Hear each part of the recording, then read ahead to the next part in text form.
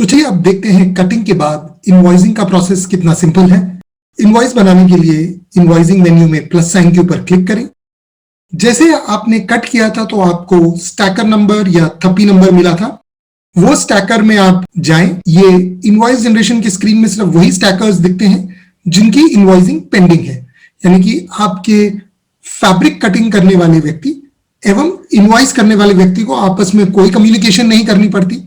जैसे ही फैब्रिक की कटिंग हो जाती है, इनवॉइस वाले के स्क्रीन पे वो ऑर्डर्स इनवॉइसिंग के लिए अवेलेबल हो जाते हैं। अब हमने देखा हमारा स्टैकर नंबर 7 और स्टैकर नंबर 10 इनवॉइसिंग के लिए अवेलेबल हो गए हैं और ये ऑटोमेटिक हुए हैं। यहाँ पे प्रोसीड बोलेंगे। प्रोसीड बोलने पे हमें कस्टमर के ऑर्डर के सारे डिटेल्स दिखते हैं। जो भी फैब्रिक हमें इनवॉइस करना है, अगर हम दोनों इनवॉइस करना चाहें तो दोनों, या अभी एक और बाद में एक करना चाहें तो आप वो भी चूज कर सकते हैं। आपने इनवॉइस के लिए आइटम्स को सिलेक्ट किया, नंबर ऑफ पार्सल्स डिसाइड किया कि ये एक या एक से ज्यादा पार्सल में जाएगा। यदि एक पार्सल में जा रहा है, वेट डालने के बाद जैसे ही आप जनरेट इनवॉइस के ऊपर क्लिक करते हैं तो ना केवल इनवॉइस जनरेट होता है बल्कि कस्टमर के लिए एक एड्रेस स्लिप भी प्रिंट होती है और यही इनवॉइस कस्टमर को साथ ही साथ ईमेल भी हो जाता है। एयरवे बिल नंबर भी ऑटोमेटिकली आ गया क्योंकि हमने सेटिंग करके रखी हुई है जिससे कि ऑटोमेटिक एयरवे बिल इंटीग्रेशन भी पार्सल के साथ हो जाए। जैसे ही आपने बिल बनाया तो कस्टमर को भी ईमेल पहुंच गया कि उनका पार्सल डिस्पैच हो चुका है। उनको उनके पार्सल की डिटेल्स, एयरवे बिल की डिटेल्स और इनवॉइस की डिटेल्स मिल जाती हैं। साथ ही साथ इनवॉइस की पीडीएफ भी उनको पहुंच जाती है। तो यदि आप देखें तो इतने क्विकली ये पूरा प्रोसेस खत्म हो गया। इनवॉइस बना, कस्टमर को कम्युनिकेट हो गया और साथ ही साथ आपके एयरवे बिल वाली प्रॉब्लम्स भी सॉर्ट आउट हो गई। तो इससे आप देख सकते हैं कि इंक्लूसिव क्लाउड कैसे आपकी बिलिंग को एक्यूरेट एवं फास्ट कर देता है। चलिए अब सबसे इंपॉर्टेंट पार्ट पे जाते हैं जिसे कहते हैं स्मार्ट बाइंग। आज जब आप कोई भी आइटम परचेज करते हैं तो ये बहुत ही इंपॉर्टेंट है कि आप करेक्ट क्वांटिटीज परचेज करें, ओवरस्टॉक ना करें और स्लो मूविंग आइटम्स को बहुत ही कंट्रोल्ड लेवल पे परचेज करें। इसमें हेल्प करने के लिए इंक्लूसिव क्लाउड में आपके पास एक एडवांस्ड रीऑर्डर रिपोर्ट है जिसे आप रिपोर्ट्स में परचेज सेक्शन में रीऑर्डरिंग में देख सकते हैं। ये रीऑर्डर रिपोर्ट एबीसी एनालिसिस पे चलता है जो ये मानता है कि आपके टॉप 20% आइटम्स आपको ऑलमोस्ट 70% सेल देते हैं। तो सिस्टम ये इंश्योर करता है कि ये टॉप 20% आइटम कभी भी आउट ऑफ स्टॉक ना हो। चलिए देखते हैं कि जब आप एक परचेज ऑर्डर रेज करते हैं तो आप क्या क्या उसमें बेनिफिट ले सकते हैं। जब हमने एक परचेज ऑर्डर के लिए वेंडर सेलेक्ट किया, हमने कुरियर सेलेक्ट किया जिस कुरियर से आपको ये माल मंगाना हो।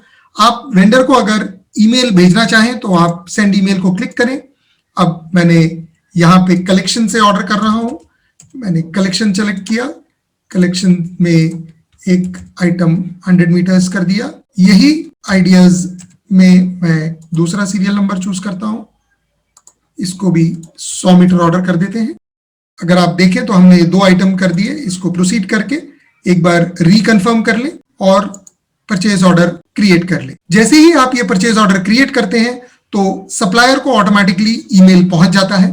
साथ ही साथ आप या आपका स्टाफ जब भी अपने एंड कस्टमर को इस आइटम के बारे में कोई भी इंपॉर्टेंट अपडेट दे रहा होता है तो उसके पास इसकी एक्सपेक्टेड डेट आ जाती है। अब यदि आप देखें इसकी एक्सपेक्टेड डेट 10/2/2021 है जो कि आज से 10 दिन ऑलमोस्ट आगे है। ये इसलिए है क्योंकि सप्लायर ने 10 या 15 दिन की जो कमिटमेंट दी हुई रहती है वो कमिटमेंट के बेसिस पे एक्सपेक्टेड डेट आती है। हमारा पीओ भी सप्लायर को पहुंच गया है। सप्लायर उस पीओ के बेसिस पे जिसमें उसको क्वांटिटीज, रेट्स, सारी चीजें मिल जाती हैं, अपना ऑर्डर सप्लाई कर सकता है। ऐसा कई बार होता है कि सप्लायर ने ऑर्डर तो ले लिया बट सप्लायर उसके बारे में भूल जाता है। सिस्टम जिस दिन मटेरियल एक्सपेक्टेड है उससे एग्जैक्टली 5 दिन पहले सप्लायर को ऑटोमेटिकली एक रिमाइंडर मेल भेज देता है कि उनसे ये मटेरियल इस पर्टिकुलर तारीख को एक्सपेक्टेड है।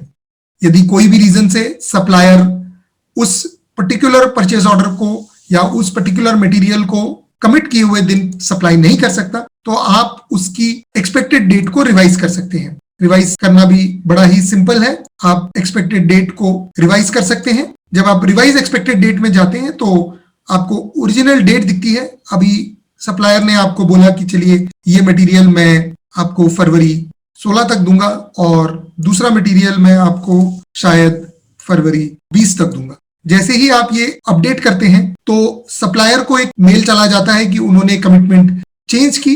साथ ही साथ आपके स्टाफ को भी रिवाइज डिलीवरी डेट्स का ईमेल, जैसे आप देख रहे हैं सप्लायर को पहुंच गया है, उसमें अटैचमेंट लगी हुई है जो डेट्स हैं।